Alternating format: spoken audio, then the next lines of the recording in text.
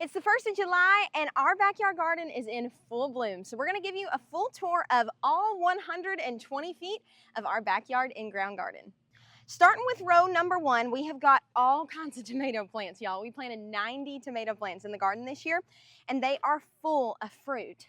And I see some that are starting to turn. And last year, what I did with all of our tomato plants, I harvested them when they were kind of at like an orange color because they'll continue to ripen inside. Now this one looks like it is having a little bit of blossom end rot. And so I have got to get out here and fertilize and make sure that they have plenty of calcium so that they don't rot on the vine.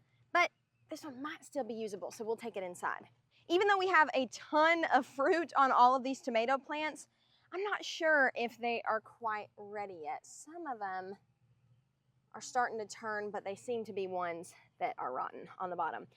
Blossom end rot is something that we have struggled with, well, the past 3 years growing tomatoes, and it's just part of it. But we like to plant as many as we can so that if we lose them, it's not that big of a deal because we have plenty more to pick from. Our tomatoes have been a little bit of a struggle this year because we have really struggled with blight, and it has just overtook the plants. And we didn't plant too early, but the weather here in Middle Tennessee this year has been insane. We have had so much rain and we've had a lot of cold snaps randomly. So it's just been really tough to manage. But this one right here looks really good. Perfect. That's a good one. We have always had great luck growing marigolds, and they are some of the cheapest flower seeds that you can buy, and they grow so well. We don't water them, we don't do anything to them, and they help deter pests from your tomato plants, which is even better. So I really heavily seeded marigold flowers in between all of our tomatoes to try and keep the pests at bay. Plus, it just looks really pretty. There are so many fruit on all of these plants. Yeah, it's amazing. I mean, look at this. There is so many tomatoes. But you can see right here, this plant is really struggling with the blight. We have spent so many days out here cutting away blight-infected leaves from all of our tomato plants. And sometimes you just can't get ahead of all of it. So we have tried our best to maintain it, but we've definitely learned some valuable lessons for next year's garden. I'll wait a lot later to plant our tomatoes just to be safe against any cold snaps that may come around. Probably in the next couple weeks, we will have a massive tomato harvest for y'all. This is something I'm really excited to harvest. This is our butter leaf lettuce, and it is growing like a weed, y'all. It is doing so good. And this is a cut and come again variety, so you can just cut right off the top and mow the plant down basically, and it will just keep growing more. So I'm gonna harvest quite a bit. We're having some friends over this evening, and we're having some tacos and Mexican food, and so I think that everybody will like having a little bit of lettuce fresh from the garden to add to their supper. Except for me. Yeah, Chris won't enjoy any of it. It's okay, more for us. This smells so fresh. Maybe our chickens can eat some lettuce. She won't eat all they that. would love lettuce, I know. Yeah, we'll definitely give some of this to the chickens because you're right, we won't eat all this, but this will encourage even more growth to come in and cut this back. And I haven't done it at all this season, so I just wanted to make sure that I did it. All right, well, I guess it's time for another basket. Next thing we get to harvest is this beautiful basil. Y'all, our basil is growing so well this year. I started all of this from seed, and I'm just amazed at how well it grows. And basil is just like that butter leaf lettuce where it's cut and come again. And actually, the more you cut it back, if you ever see people talk about topping their pepper plants or their zinnias, that's kind of what we're doing right here with this basil. We cut it back, and then it actually grows like 2 more sets of leaves in the place where one was growing before. We got a freeze dryer, and I am obsessed with freeze drying herbs. It is literally like you just harvested it fresh from the garden. I have never had herbs so fresh in my life other than freeze-dried herbs. Like the stuff you buy from the store is no comparison. So we're definitely gonna put up a ton of basil from this year's garden. Now we're on to our little pepper patch in the garden, and these are starting to put on so many peppers, which is really exciting. They're not quite ready to harvest yet, but as you can see, like this is our cayenne plant. We are starting to see some cayenne peppers, but we need to leave these on until they get nice and ripe and red. But we're growing all kinds of different varieties this year, from habaneros, jalapenos, Anaheim green chilies, poblanos, bell peppers, all kinds of stuff that I'm really excited about. But it doesn't seem like we have too much that is ready, except we do have some jalapenos that are ready. This one down here looks like a good size. I'm gonna pick it. Ooh, and there's a really good one on this one. Look at that beautiful jalapeno. This plant right here is full of fruit. Here's one of our Anaheim green chili plants, and you can see there is a lot of fruit on this plant as well. These are always really prolific producers in the garden, so I'm excited to see what we get this year. This right here is a cilantro plant that was thriving so well, but it has started to go to seed, which is normal for cilantro when it's in really intense heat, and we are in such a heat wave right now in Middle Tennessee. So this probably won't be able to be harvested from anymore, but thankfully I put up a ton of cilantro and I have more seeds inside. So when it starts to cool down a little bit, I'll plant another succession. Right here we have our Santa Fe Grande peppers, and these are such prolific producers as well. You can see it is putting on so many peppers. And then I'm really excited for these plants right here because these are our bell peppers, y'all. They're not ripe or ready yet, but just to see them on the plant is really exciting. And believe it or not, we have more basil to harvest. Now that is a lot of basil. I'm gonna go put this on the porch. For row number 3, we have a patch of sunflowers that I am so excited to see bloom. This one right here looks like it has the beginning of a little bloom on it. These have put on a ton of height, and I think they're gonna be gorgeous right here at the front of the garden. Last year I planted my sunflowers towards the back of the garden, and this year I knew I wanted them more up close so that I could even see them from the house. Now we have our patch of squash plants. This is something that I need to tend to very quickly because as you can see right here, we have got some squash bug eggs laid on the leaves. And so these leaves honestly need to go because all of those little eggs will hatch and squash bug babies will be born, and they will take out not only these, but all of our pumpkins that are growing over there. So we're gonna dispose of these. We really need to burn them so they don't hatch out in the yard and then come back into the garden. So we'll have to dispose of these. We have got a zucchini, thankfully at the perfect size. I really don't like to harvest zucchini when they are huge because really the only thing I can do with them is make zucchini bread. This is the perfect size in my opinion because I can do all kinds of stuff with it. I'll leave the little flower out here. We've got more squash bug eggs on this plant too, so that is definitely a project that needs to happen as soon as possible. I need to get out here and check for any adult squash bugs and then remove any of the eggs that have been laid on the leaves. We have got all kinds of blooms on here, but we just don't have, I think, any zucchini to harvest yet, which is okay by me. We harvested a ton of zucchini last week, and I haven't been home to do anything with it, so we gave it all away to friends, which that's part of the fun for the garden for me too, is being able to give stuff away. This is our Italian striped zucchini plant, and these have grown like weeds. They have done so well, and they have put on some seriously large zucchini. But it looks like right now we've just got flowers forming and we don't have any to harvest today. All right, well, one little zucchini. Down here we have a little patch of zinnias, and I love having flowers in the garden. I'm tempted to cut some of these back so that we can take them in and make a little arrangement. I think I will. They'll put on more. So the trick for knowing if your zinnia is ready to harvest is to wiggle it, and you want this to be pretty stiff up at the top, the bloom, and this one wiggles quite a bit, whereas this one doesn't at all. So we're gonna cut this one and leave the other one, and we'll harvest it later. Look at how pretty these are. I love them. Right here, we start our cantaloupe and our cabbage. Now, the reason I planted these together is because our cabbage doesn't look that great this year, and this is my first time ever trying to grow cabbage, but I knew we would have great luck with cantaloupes because we grew them last year. So interplanted right here are some cabbage plants, and then of course our cantaloupe starts. But These are still pretty young because I just planted them a little while ago. This cabbage right here doesn't look too bad, but I just feel like it's taken forever to grow. I also think that this is more of a cold weather crop, and I think I planted it too late in the garden, and maybe that's why. We've got some more zinnias back here, so I guess I'll harvest a few of these while we're harvesting them. We've got more tomato plants at the back of row number 3 as well, and at the back of row number 4.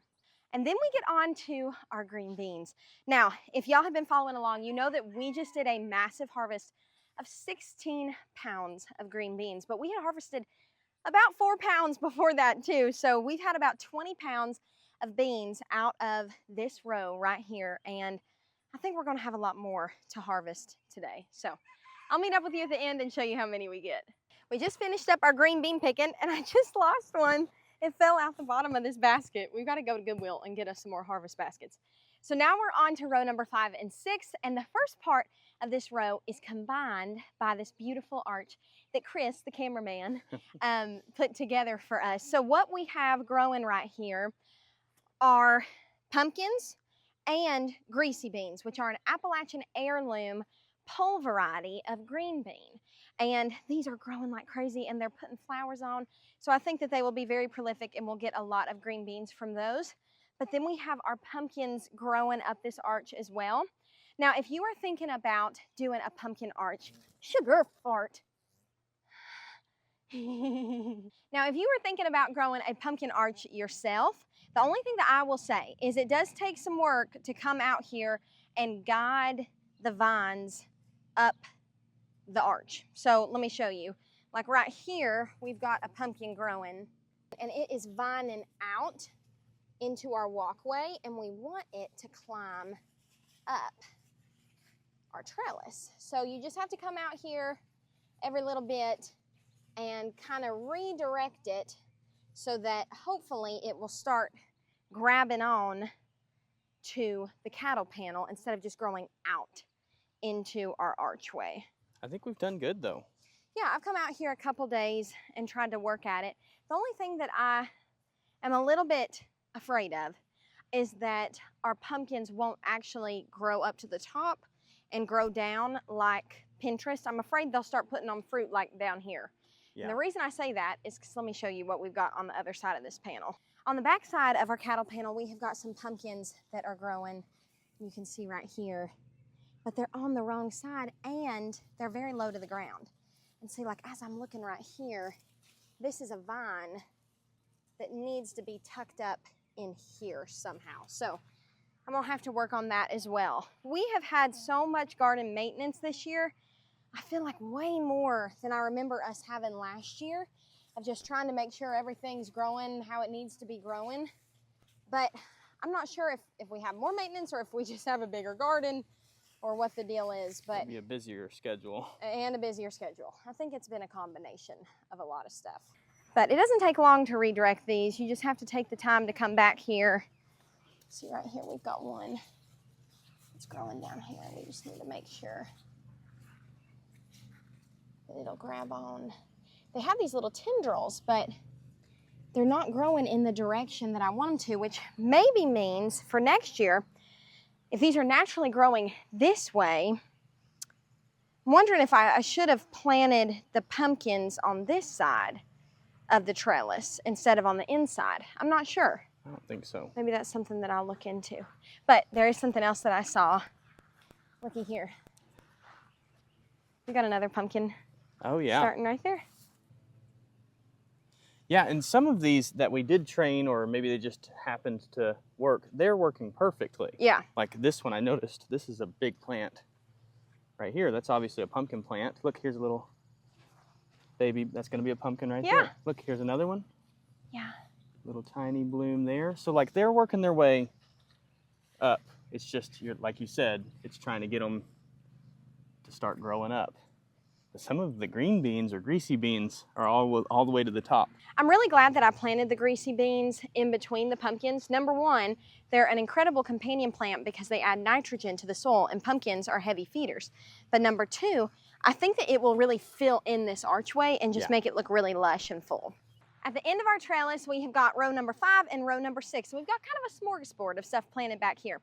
Right here, I did another patch of sunflowers, and I'm so excited for those to grow. I think that they will be beautiful. And my dream is for that arch to be filled and then these sunflowers to be bloomed, and it will just be magical. Now, beside those, I have got some buncheon onions growing, and these are doing so well. These are cut and come again, so I can just come mow them down and they'll keep on growing. I'm planning on freeze drying most of them and crushing them up to make homemade onion powder, which will be really cool to have.